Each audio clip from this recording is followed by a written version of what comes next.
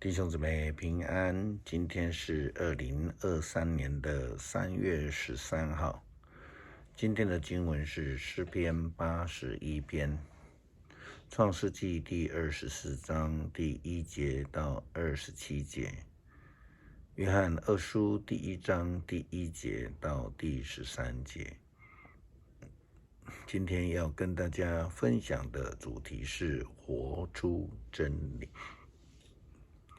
上个礼拜五，牧师参加了一个组织，叫做国际年轻社，这是 YMCA， 就是基督教青年会的兄弟会。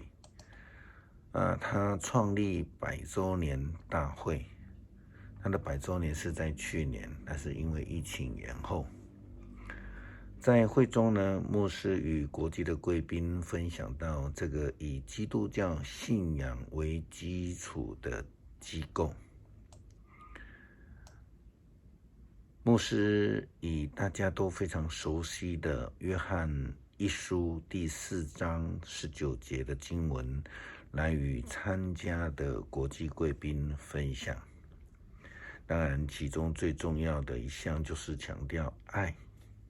因为在爱的行动来展现出我们的信仰。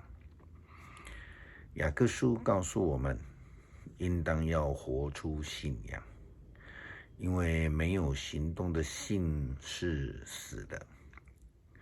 今天的主题活出真理，也是从这样的一个信仰基础作为思考。基督徒跟随上帝的人们都应当在生活中来活出信仰，以展现我们是真实属于主的。创世纪的记载，亚伯拉罕他为了自己的儿子以撒来娶妻，这样的一个记载。我们今天将焦点放在被拣选的女子利百加的身上。首先，我们要看到亚伯拉罕他的吩咐。他对管理他家产年纪最大的仆人说：“把你的手放在我双脚之间发誓，我要你指着上主天地的上帝发誓。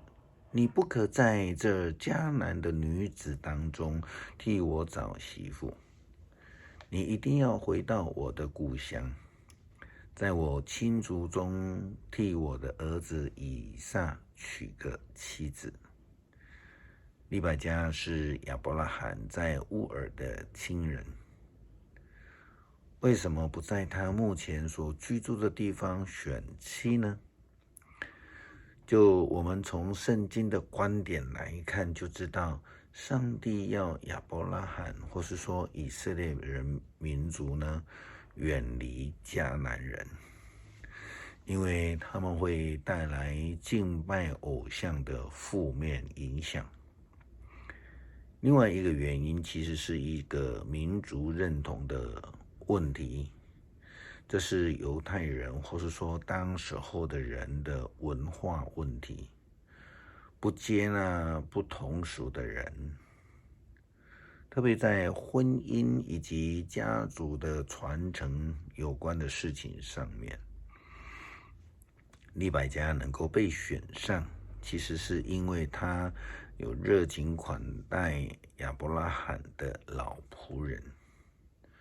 圣经记载说，他祈祷说：“上主，我主人的亚伯拉罕上帝啊，求你今天让我有好机会，求你持守你对我主人的诺言。我现在站在井边，城里的少女都会来这里打水。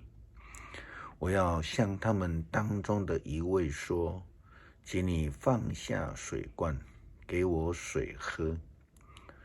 如果他说请喝，我也打水给你的骆驼喝。我希望这少女就是你为你仆人以撒所选择的妻子，这样我就知道你持守你对我主人的诺言。他还没有祷告完，利百加就已经到了井边，肩上扛着水罐。她是比土利的女儿，比土利是亚伯拉罕的弟弟拿赫和他的妻子密加的儿子。利百加是一个美丽的女孩子，还是处女，没有人亲近过她。她下到井边，把水罐装满了水就上来。那仆人跑上去见她，就对她说：“请给我一点水喝。”她说：“先生，请喝吧。”她赶快放下肩上的水罐，托在手上给那仆人喝。那仆人一喝完，利百加就说：“我也为你的骆驼打水，让他们喝足。”他赶快把罐里的水倒进水槽，再跑到井边去打水。这样他让所有的骆驼都喝足了。利百加活出了一个有热忱、愿服侍、喜接待的美好个性，这让亚伯拉罕家的老仆人欣喜若狂，心想这就是上帝为他的主人所预备的。基督信仰非常重视实践，特别是我们看到耶稣基督的教导以及他所留下的典范。另外在雅各书当中也将行为实践的教导写得非常清楚明白，那是一种活出来的信仰。约翰写信给地方教会的书信，收信者是否是个人，我们无从得知。按照过去的圣经的文化，可能是指教会。通常呢，教会是以女性来形容，文中的儿女可能就是指着教会里面的基督徒们。也就是说，我们知道约翰他非常赞赏当时候的基督徒教会中的基督徒。那我们知道保罗曾经用丈夫和妻子来比喻基督跟教会，也这样的关系，我们就看到约翰他这样说：我很高兴，因为我知道你的儿女当中有遵从天父命令，生活在真理中的人。但是这里面似乎有一件事情仍然做得不够好的，那就是彼此相爱。因为约翰他这样说，所以亲爱的夫人，我请求你，我们大家要彼此相爱。我向你提的并不是一条新的命令，你们从起初所听到的命令就是，你们要以爱为生活的中心。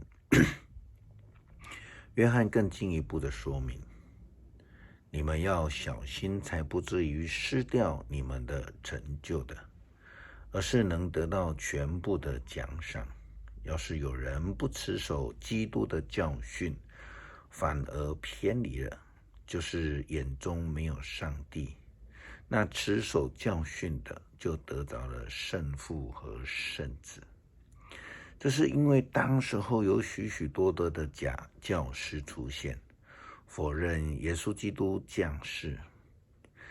约翰非常严肃地提醒教会的基督徒说，许多骗子已经在世界上到处活动，他们公开否认耶稣基督降世为人这个事实。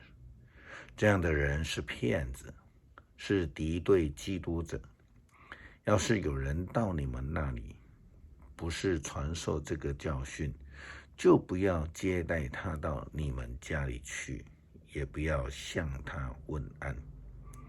因为向他问安等于在坏事上与他同流合污。最近在新闻当中也报道了韩国的异端邪说，假借基督教的名义欺骗人来跟随他们的教主。因为在台湾、香港、亚洲等地区也出现了一个异端，叫做东方闪电或是全能神教会。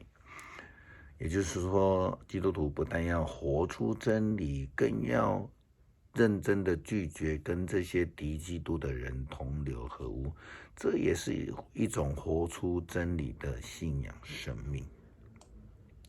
诗篇81篇，我要向护卫我们的上帝欢呼，要歌颂雅各的上帝，要唱歌，要打鼓，要用竖琴和弦琴弹奏美妙的音乐，在初一15吹号角庆祝。这是给以色列的律例，是雅各上帝的命令。他在出发攻击埃及的时候，把这诫命颁给以色列人。我听见有陌生的声音说：“我把你的肩上重担移去，我使你放下装满砖块的篮子。你遭难的时候呼求我，我救了你。我从风暴当中隐秘答应你。我在米利巴水泉边考验你。我的子民啊，听我的劝告吧，以色列啊，我多么希望你听从我，你绝不可侍奉外族的神，你不可敬拜我以外的神。我是上主你的上帝，我从埃及带你出来，张开你的口吧，我要喂饱你。但我的子民不听我的话，以色列不服从我，所以我任凭他们玩梗，继续他们愚妄的行为。我多么希望我的子民听话，我多么希望他们服从我。